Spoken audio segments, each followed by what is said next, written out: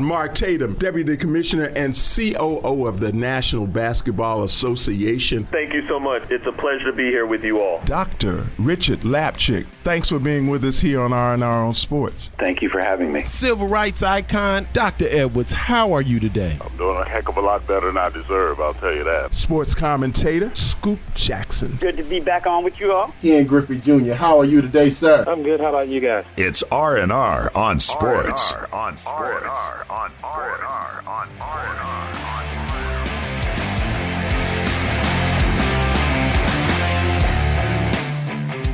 Hello and welcome to R&R on Sports. I'm Howard Robertson. And I'm the great one, Larry Robinson. Hey, we's excited. Excited? We's excited about what? Everything. Life. About breathing, life? Well, air. Well, the fact that this Just is a looking Saturday morning, I'm looking up at the sky. It's beautiful. I'm drinking this See, great you Irish always cream. got to be drinking something. Irish cream with this great coffee, boy. Let me tell you something. It's a wonderful day. It's a wonderful day. Wonderful day. That's what I'm saying. We got a great show. We gonna look. While we talking about a great day and feeling good and all of that, tell me this: what is the difference? Because I'm seeing a whole lot of it. What, in your opinion, is the difference between an emotional kind of issue versus a psychological issue? Okay. Because I'm seeing a lot of stuff. I'm seeing guys. I'm seeing guys in the when a game hangs in the balance, a playoff game hangs in the balance. They want to be the man, Right. and then Hero they do ball? something stupid. Are you saying hero ball? Hero ball. Okay. And then they do something stupid, Okay. like jack up a three. Okay. When you hadn't hit one all game. Right. It makes no sense. It's not logical and whatnot. What is that? Is that emotional or is that psychiatric? Well, I would say or psychological. Well, I would say more in that case it's emotional and more so because I think you're talking about, in particular, the Dylan Brooks shot at the end of the game. Don't have to call nobody's name. Huh? The fuck are you talking about? I'm like, what the? I'm like, he's like, wow. It hadn't happened yet if we had said it in the first time.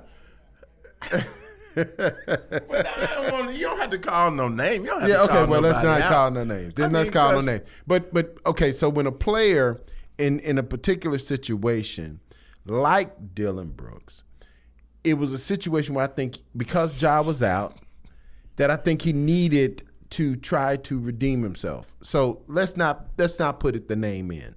Let's say that it's a player who's playing hero ball.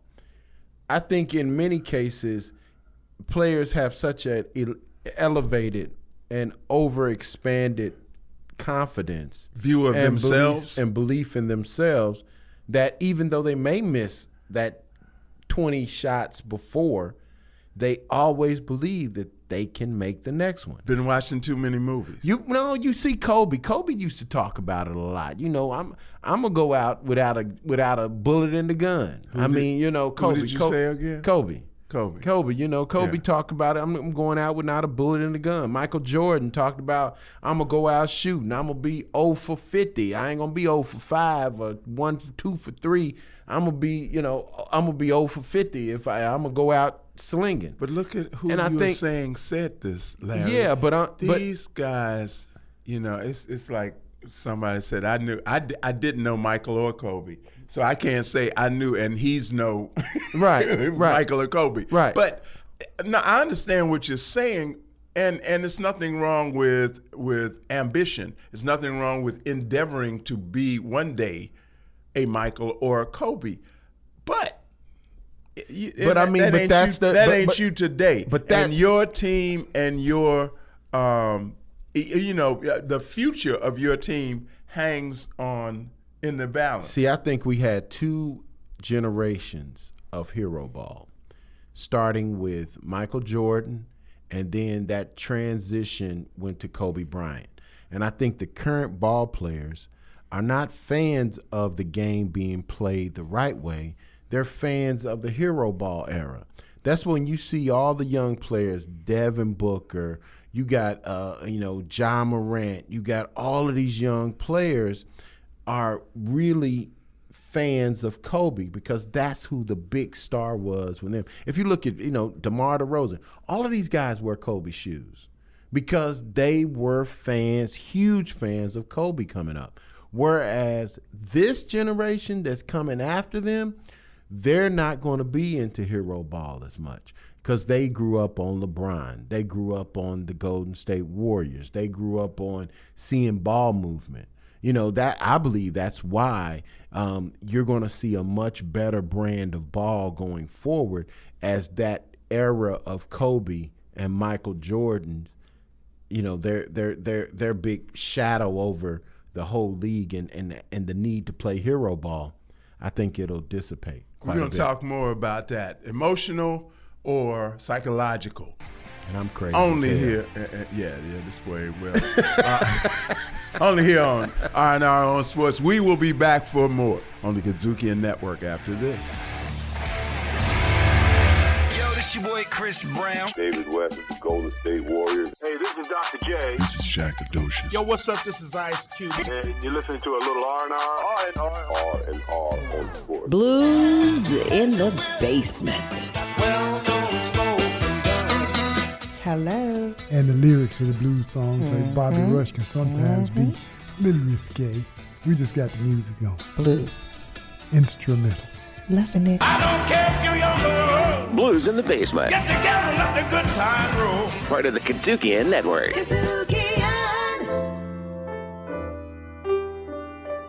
This is a little R&R on Sports, tribute to the special relationship that exists between a mother and a son. This is our way of saying, thank you, Mom, for Mother's Day. From two sons to all the mothers out there. There's something special about a mother and a son. A mother and a son. A mother and a son. So love and cherish, cause you only get one. You only get one. You only get one. There's something special about a mother and a son. A mother and a son. A mother and a son. So love and cherish, cause you only get one. You only get one. You only get one. Popeyes, pot pies, and French fries. I experienced all because of you. It's hard for me to dry my eyes, so I'll just cry and say I love you. I love you.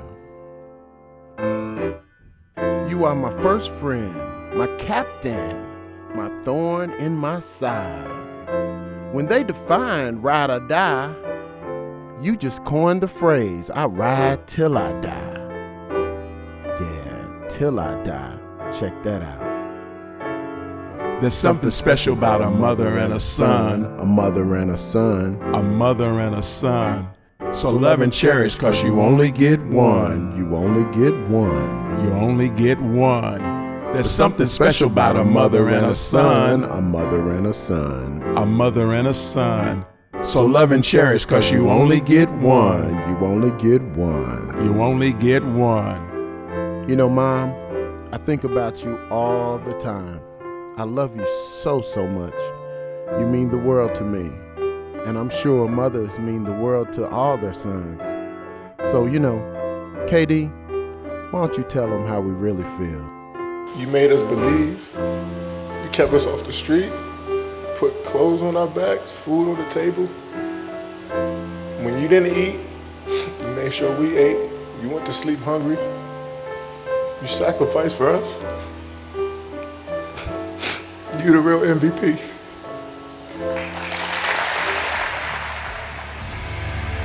Riffin' on jazz. So all the artists today must be ladies. Must be. Oh, my favorite. You got a problem? No, that's my favorite. See, I knew. Riffin' on jazz on the Kazukian Network. Kazukian! Welcome back.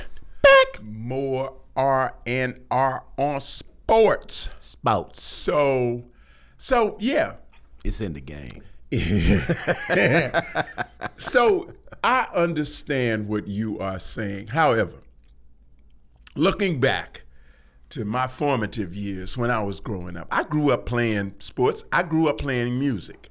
Right. One of my musical, you didn't have to worry about me trying to emulate on the basketball court, somebody that I'd love to see play ball, Kareem or somebody. But because that wasn't, I played center. But no, that wasn't me. I wasn't going to try that stuff on I had better sense than that. Right. But even playing music, I loved Cannonball Adderley. I was in band since I was 12 years old. Wasn't no way in the world, Larry, I was going to get up there and started playing an extended solo in my Cannonball Adderley imitation or whatnot, channeling my inner Cannonball, and expect anybody that was listening, especially my bandmates, to appreciate that foolishness. Right. So I'm saying the same thing about some of these young cats. You channeling your inner Kobe. Now, when the game's on the line, and what you need to do, what we need to keep doing, what we have been doing to be successful. What we've been doing to be successful is John Morant. No. In the sense of this latest issue of hero ball going wrong. However, I mean, you got to think, man, the shadow that Michael Jordan. I mean, think about this. We just saw The Last Dance. They had already done. Okay, and hold on for a second. I didn't want you to make it just about one team. I got you. But what I'm saying is, it's a bigger issue in that era of Michael Jordan. Think about it. Think about The Last Dance.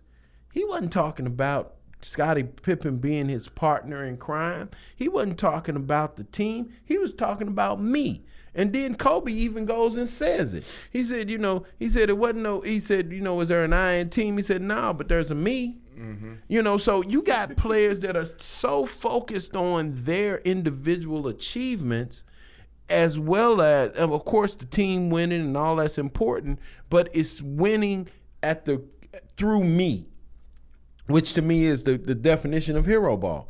However, when you look at the era that's coming now, these guys grew up on, like I said, Golden State, Stephen Curry, Draymond Green, all these guys, ball movement, LeBron James, passing, ball movement, being able to pass at the last second to make the best shot. All those things are now seeping in the mentality of this next generation. And I just say that when you got these guys, when you have such strong figures like Kobe and Mike, you tend to, whether it's now or whether it's 10 years from now, when you shoot a ball and it's going 3, 2, 1, you're going to say Mike, or you going to say Kobe? And I believe that's just where it is. That's so much of an excuse to me for irresponsibility. No, I agree with you. I agree it's totally irresponsible, and I hate that form of ball. That's emotional, and what the difference is. And maybe it may be psychological due to the fact that emotional or psychological, because of the fact that once again, during our childhood is when we form our heroes, and those heroes stay our heroes from our childhood. And I just believe that with these uber talented basketball players, Michael Jordan and Kobe Bryant were their heroes, because now their peer is LeBron James. They're not gonna say LeBron James is everything they dreamed about being. They're going to say that it was Kobe and Mike. And you had, social media and all that. So all that stuff just kind of took off with those guys. I think that there are a ton of things, additionally peripheral things that exacerbate the situation. I think lots of things, especially in professional sports, and the one that's another capital M. Okay. The most capital M is capital M-E, like you just said. Mm-hmm. That's number one. Mm-hmm. But the second capital M is ONEY. Okay. Money. Absolutely. And Well, that's what comes with comes with hero ball. You get the more endorsements. You get to model the life that Kobe and Michael modeled. That's what you get when you get hero ball. That's what they're saying to. I want to be like Mike, so therefore I got to shoot the last shot. I want to be like Kobe, so therefore I got to shoot the last shot. You don't see no highlights of Kobe making a last-second pass and the game-winning shot, because that's not what they dreamed about. Now, you saw that everybody forgets Michael Jordan passing at the end of the game. They give LeBron all kind of grief about passing the last shot to get a better shot. But Michael Jordan did it once with Jim Paxson and the next with Steve Kerr. And I'm like, why do people get amnesia when Michael was playing great team ball?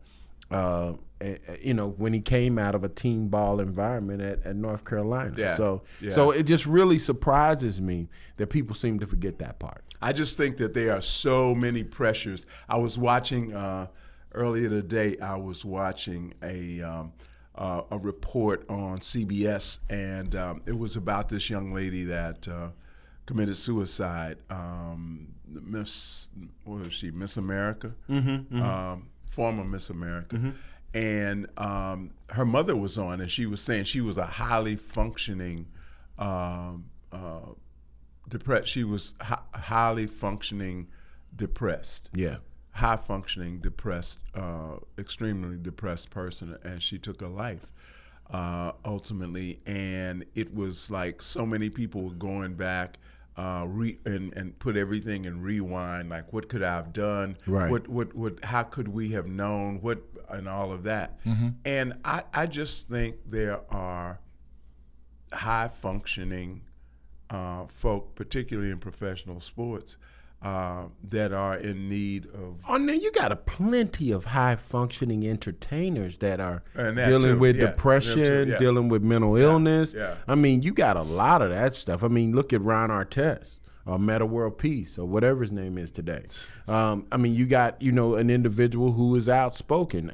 You can't tell me Dennis Rodman doesn't have some sort of challenges along the way. And you got other people that probably have not come. But, I mean, if you look on the entertainment side, look at Kanye West, look at Robin Williams. I mean, you can go down the list of individuals who have achieved great things but actually was dealing with a level of mental illness along the way. And that may be the reason why they can be so focused and myopically focused on whatever their goals are, whether it be a jump shot, whether it be a certain move. Maybe that is what drives them, because they got just a little screw loose. And that's a great segue into our interview today, which is with Dr. Marcus Amos, who is a tremendous psychologist.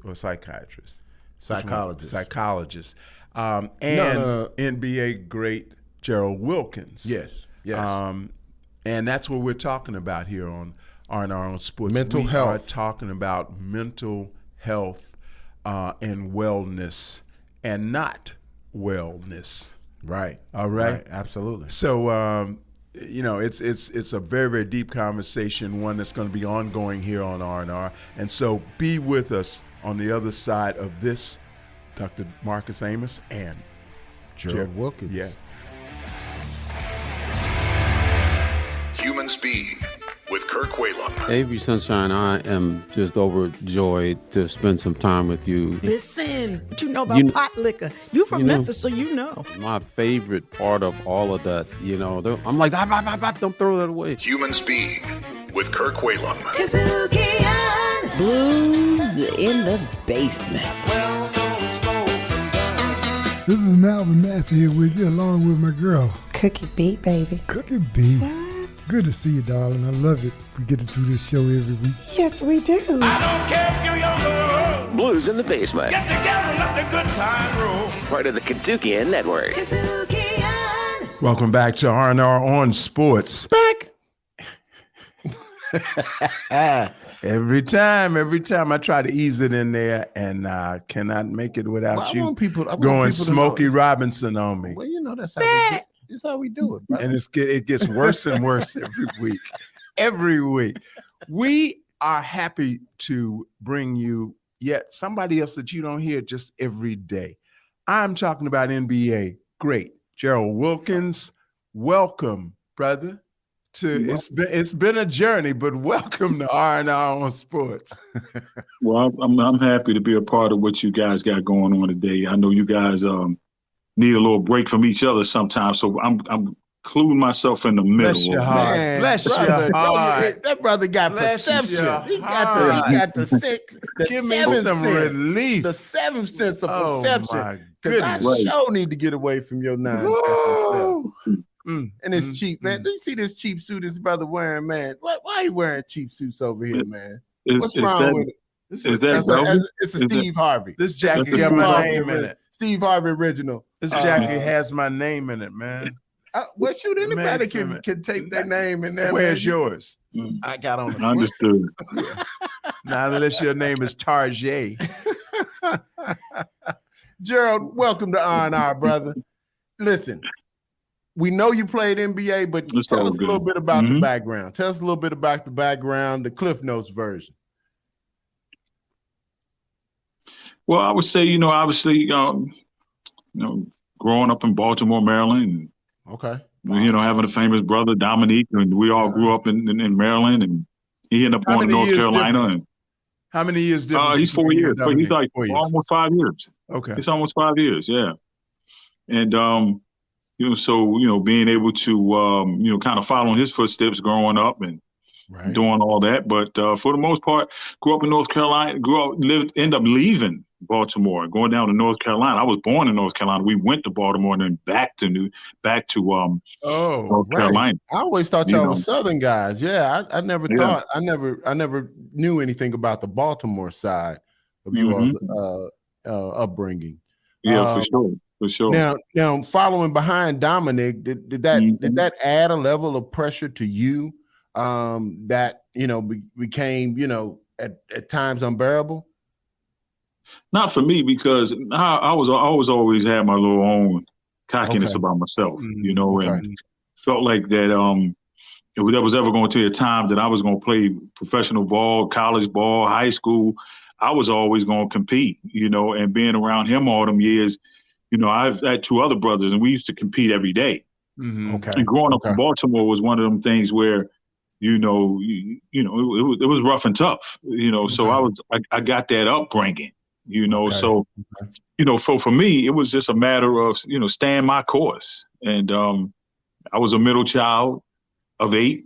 So I was able to, create my own balance within myself, the whole 9 yards. So it's kind of, for me, just being my own person. But I also knew how valuable it was to be the younger Wilkins, with my brother being as great as he was. So I never tried to shy away from that or say, I'm Gerald, I'm not Dominique's brother. I never tried to shy away from that.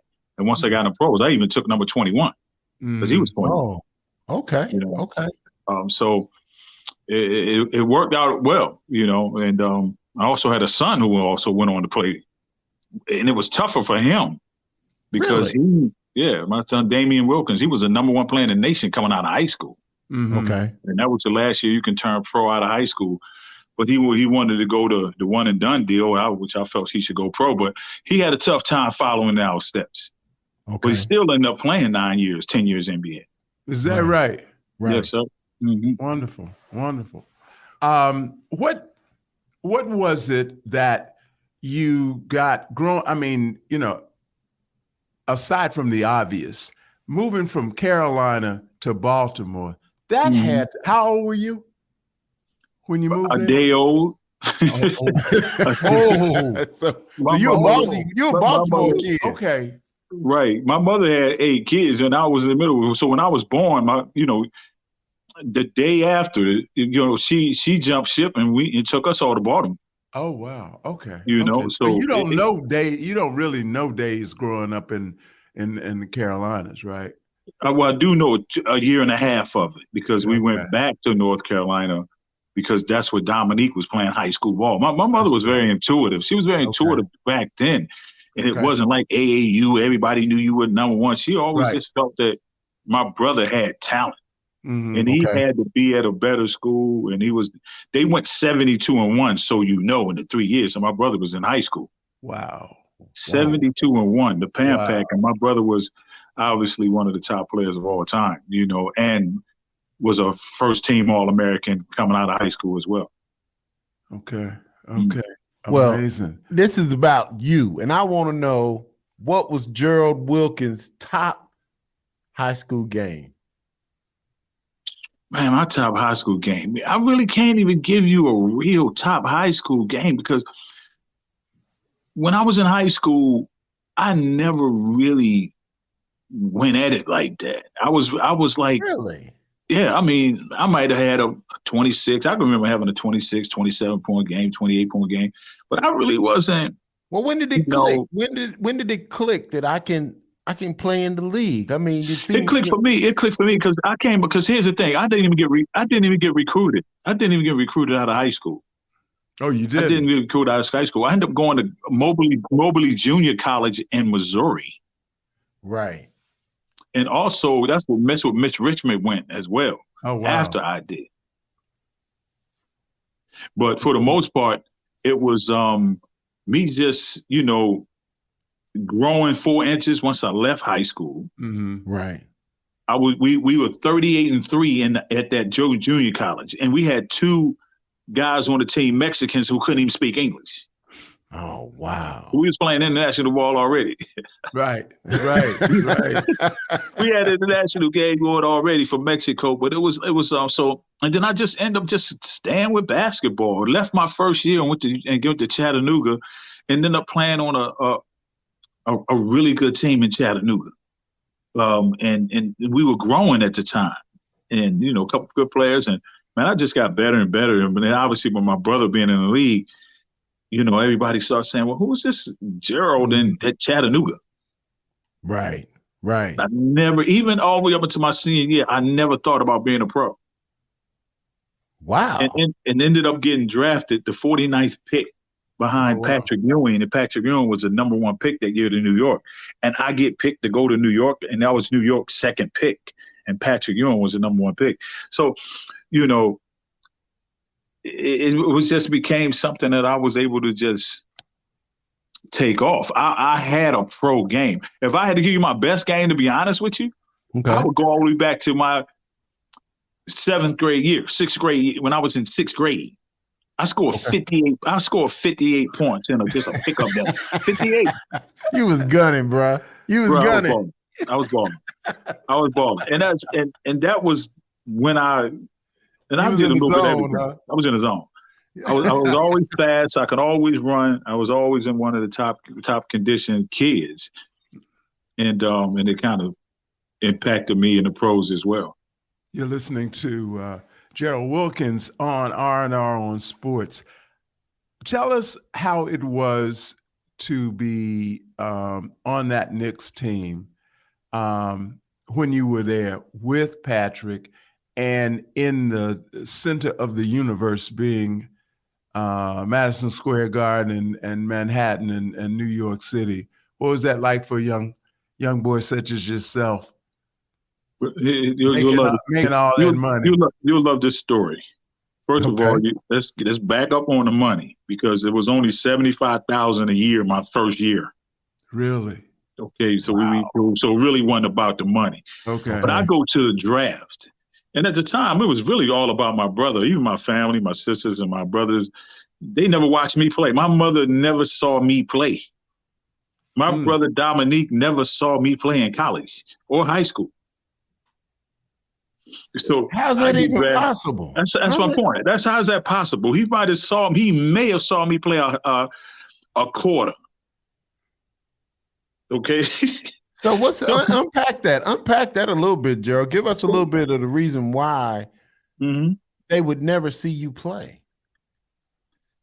Because I think growing up, it was 8 of us, and my brother was he was the prodigal son, so to speak, because we coming out of the projects. My mother just knew something about what he was doing. He went to North Carolina. He was highly recruited. At the time, colleges were different. They might, pay a player here, there, keep that under your hat. Right. And he was always the one we follow. We might drive 35, 40 miles to go see him. I'm right around the corner and at the high school, and it's walking distance. It's like here from going down your steps. They were my high school, but they never saw me play, and this was throughout my entire career, even somewhat into the pros, because my family was so behind my brother. And I remember when I got drafted, I went home and I told my mom, I said, "Hey, Mom, I got drafted. Matter of fact, I'm about to be drafted possibly in the first round to Cleveland. I heard, but I'm about to get drafted. I need an agent." She said, "Well, I ain't got time for you to work with you." Oh my! I kid you not. Nobody got time for that. I ain't got time for you. How's that for an ego? How's that even possible, right? So now I go to the Knicks, right? I went to the draft. My mother just happened to come with me at the time because she wanted to go across the river to Seacock because she was an antique. So she really was going just to go antique shop for some antiques, right? Oh man, right, antique shop. We got to. So I'm at the draft. Hold on for a second. Right here. Because we got to go to break. But we're gonna pick up when we come back. But listen, this is important for this show. This show is about mental health. Right. This show is about mental health, and on the other side, we're gonna bring in Gerald's partner, Dr. Marcus Amos, to also talk about a few things. So this is an important show. Hold on. Stay where you are. We'll be right back with R&R on sports. That's what I was about to say. Well, see, I read your mind. On the Kazuki Network. Hey, I'm Williams Brack, co-host of Grind Set. The insight you gain from us and our guests will motivate you to take the leap into entrepreneurship. So stay with us. What's your grind set? And if you happen to miss some of our episodes, make sure to check us out on Spotify, Apple Podcasts, TuneIn, Stitcher, or your favorite podcast provider. Grind Set on the Kazuki Network. Welcome back to R&R on Sports with NBA star, former NBA star Gerald Wilkins. So please pick up and finish that story. So where we kind of left off was where my mom had came with me. She was shopping for antiques. She really shopping for antiques. She's really a big antique person, and that's where we were. And the draft was that day. Imagine that I'm at the draft, but she really there for antiques, right? So she shows up. So we go through the draft go all the way. It's 2 rounds at the time, and they stop at 2 rounds, and then the rest they just because there was 7 rounds at the time, but it was 2 that they stopped at. Right. And it just so happened we get all the way to the end, and she's still sitting there with me, right? And then obviously the Knicks with the 49th pick, and Atlanta had the 48th pick. Okay. Atlanta took Lorenzo Charles.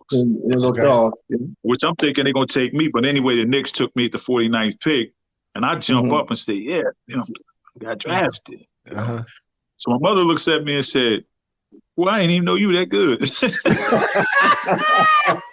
Good Lord. Is that some mistake? I said, "Here we at the draft."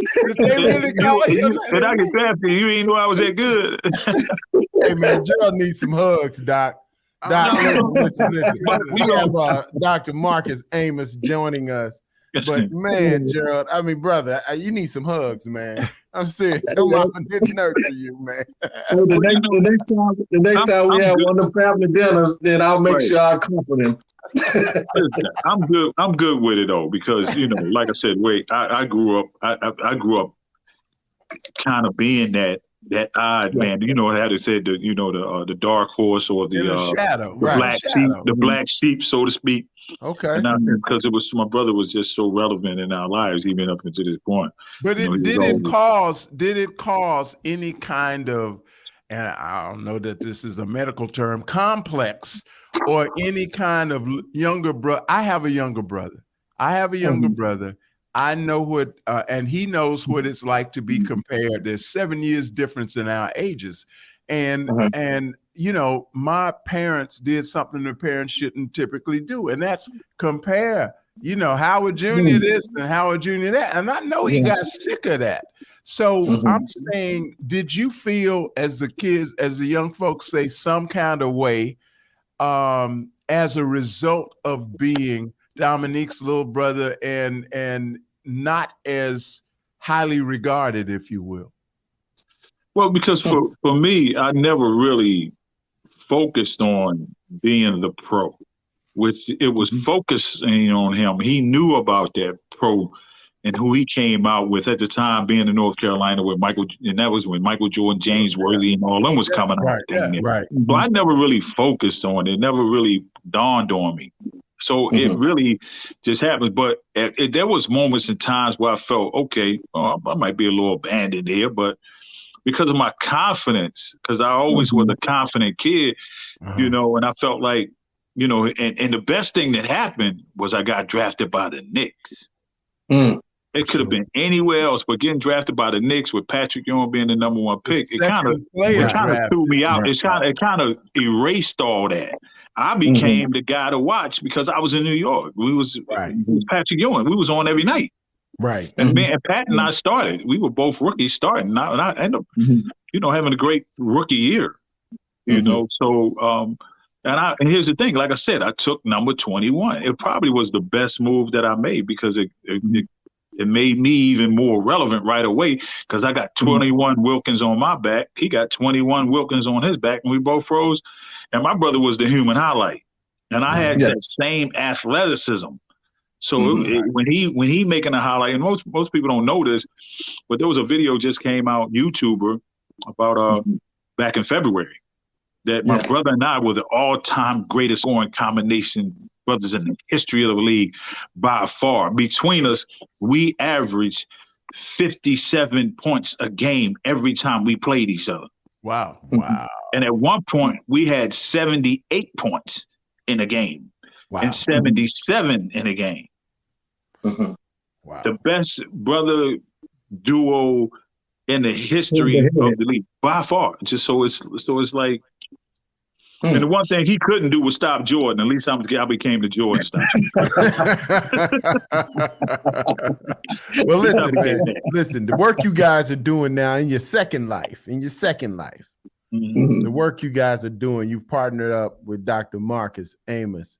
Dr. Amos, can you give a little bit about your background? We got about 7-8 minutes to go in the segment, but we want to definitely get you in as much as we can and talk about the work you guys are doing together. Oh, yeah. And first of all, it's a blessing for being here. And thank you guys for having us on. It's very important that we get this message out and it goes aligned with our purpose and our focus. And I've worked in the mental health field, in the sports field for over 20 some years in the area of holistic care and player development with athletes. I'm currently also a professor at the newly Voorhees University, formerly Voorhees College, in the sports management department. And also work as a consultant with some agencies focused on mental health, social service connections with athletes and non-athletes and military families.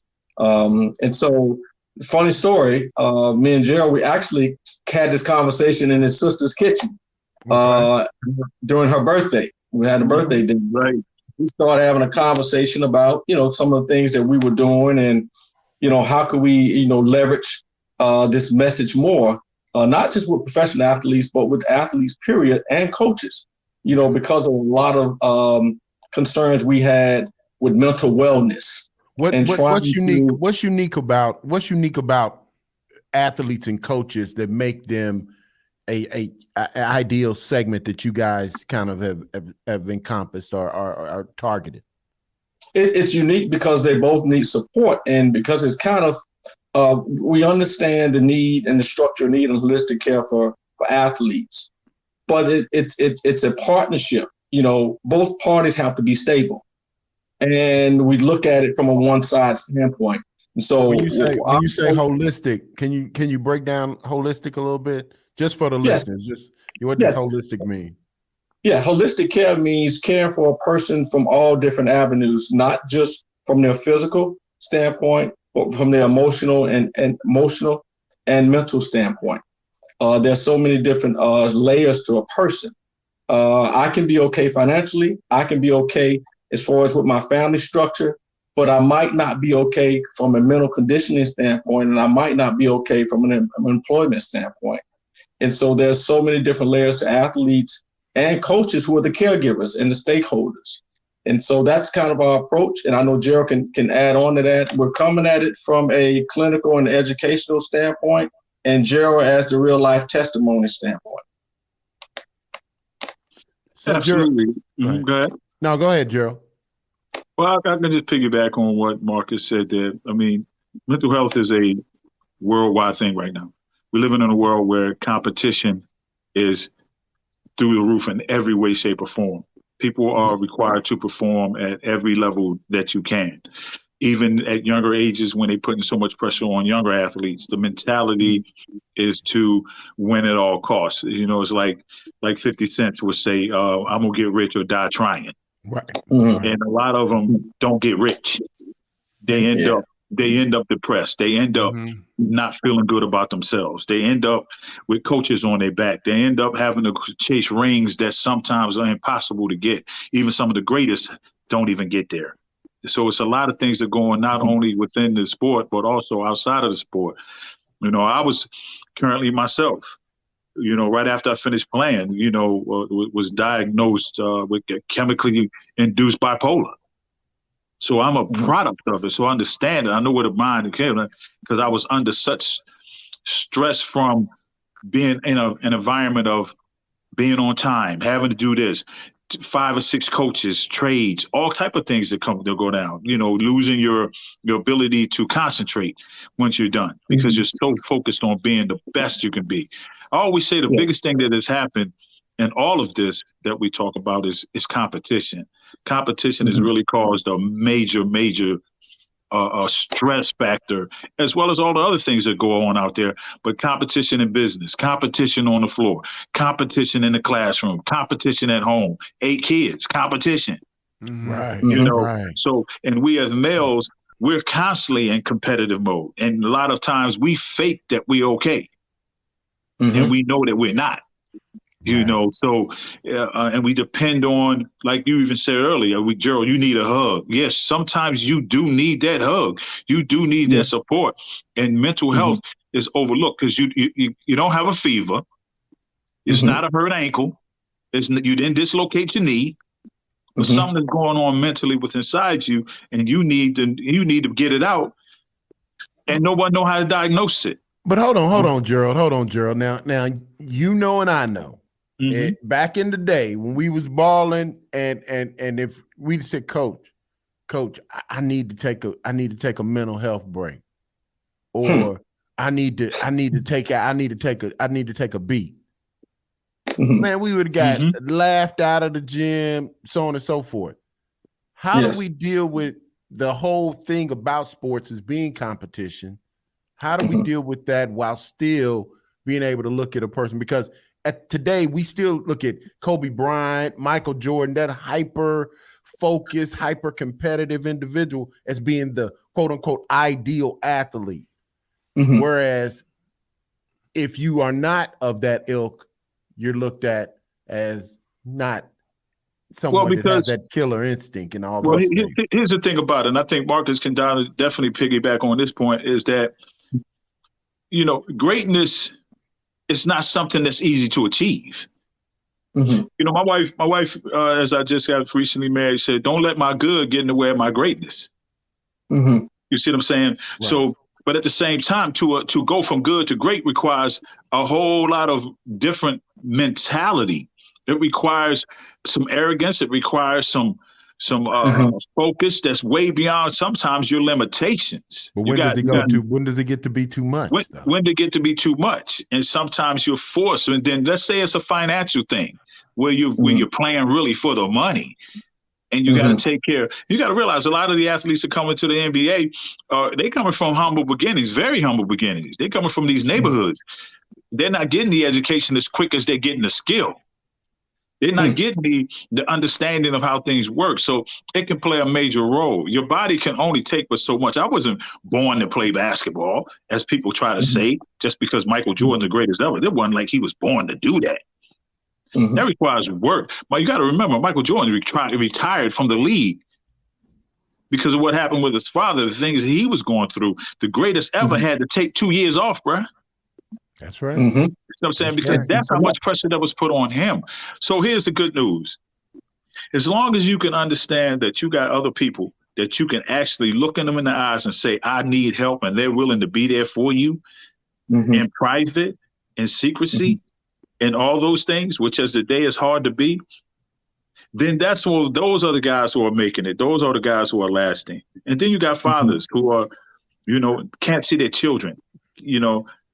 Back in the day when welfare started, they always kicked out the male because they wasn't going to give a woman a welfare check with a father there. Right.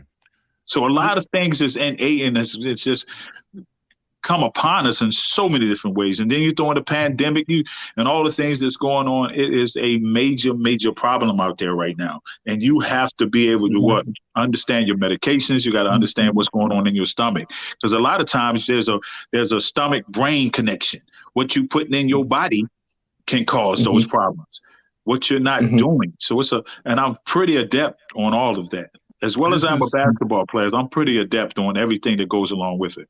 This is totally intriguing, and we knew from the start we weren't going to be able to scratch the surface of this with just one show or the very first time out. So we will tell you we're going to continue this show because it is so deep. There's so many layers, and we want to do it justice. We want to do it justice. So we're going to take a pause. We're going to put a comma right here with regard to this discussion, and we're going to pick it up.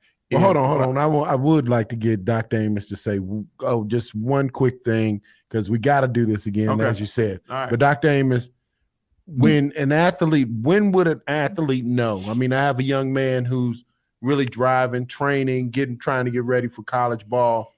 What is a sign that an athlete would know that he's going too far? Short of a crisis, or things they need to see someone. Well, here's the deal: mental health, mental wellness, mental illnesses. That's probably the only thing that a trainer cannot X-ray.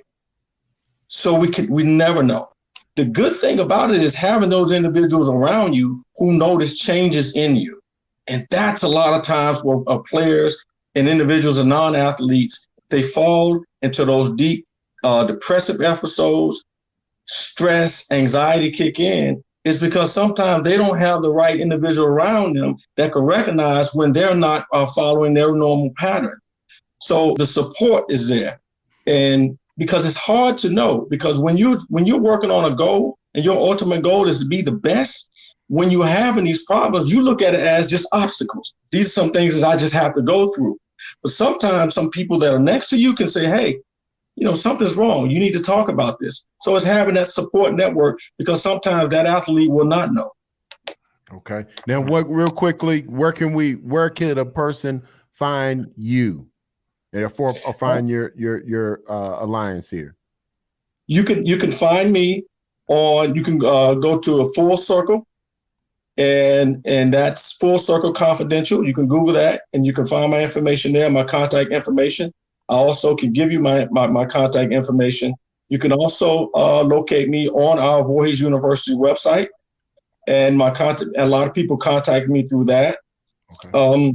And I'm very easy. I return all phone calls, and I always believe important people return phone calls. People that think they're important would never call you back. And here's my last point on all that too. I want to say this, and I know you guys got to go. And I'm very happy, more importantly, that we can continue this, because it does require more time, and it should. That's something we discuss. But you asked the question: when would an athlete know that it's time that something is wrong? It's called overtraining.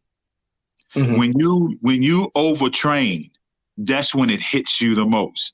It's just like diseases in your body. They wait until there's an opportunity to attack. You can go all your life feeling good, and then all of a sudden get that one weakness, get weak in your body because you're doing too much. And that's when a major injury or a major disease flare up.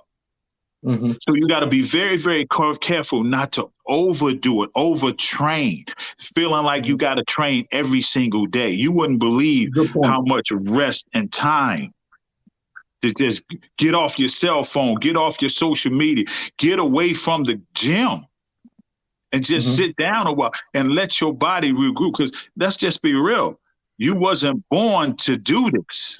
This is something that because of marketing, because of branding, because of $150 million contracts, because of television, that has captured the mind of a person, particularly a young person, to be obsessed with being an outstanding athlete beyond what the body can really do. Okay, let's put a pause right there. Let's put a pause right there because we got to do this again. We got to do this again. Human Speed with Kirk Whalum. Ladies and gentlemen, please welcome, now I'm going to say my friend, Jonathan Capehart. You came up and tapped me on my shoulder and you said, I'm a big fan. My name's Kirk Whalum. And I just about jumped out of my skin because I was like, wait, Kirk Whalum is saying hi to me? He's a fan of mine? Get out of here. Human Speed with Kirk Whalum. Riffin' on jazz. So all the artists today must be ladies. Must be. Oh, my favorite. You got a problem? No, that's my favorite. See, I knew. Riffin' on jazz on the Kadzukian Network. Human Speed with Kirk Whalum. Ladies and gentlemen, please welcome, now I'm going to say my friend, Jonathan Capehart. You came up and tapped me on my shoulder and you said, I'm a big fan. My name's Kirk Whalum. And I just about jumped out of my skin because I was like, wait, Kirk Whalum is saying hi to me? He's a fan of mine? Get out of here. Human Speed with Kirk Whalum. This is just such an amazing conversation. We're going to let this take us out. I'll be in contact immediately so we can get this back on the schedule, and we're going to get you two together from the beginning, and let's talk. Let's unplug, kind of unpack this whole thing around mental health, mental wellness for athletes and coaches. Okay? Great, man. As well as community as well. Okay? Thank you, guys. We're going to ask everybody to stay tuned for the continuation of this here on R&R on Sports. And we're going to, in the interest of time, say thanks a lot for listening, and we'll be back next week. And y'all stay where you are. All right. I'm Howard Robertson. And I'm the great one. This dude don't know his name yet. Larry Robertson. But be back with us next week here on R&R on Sports. Later. You've been listening to a little R&R on Sports, written and produced by Howard Robertson, Larry Robinson, recorded and mixed in Memphis, Tennessee.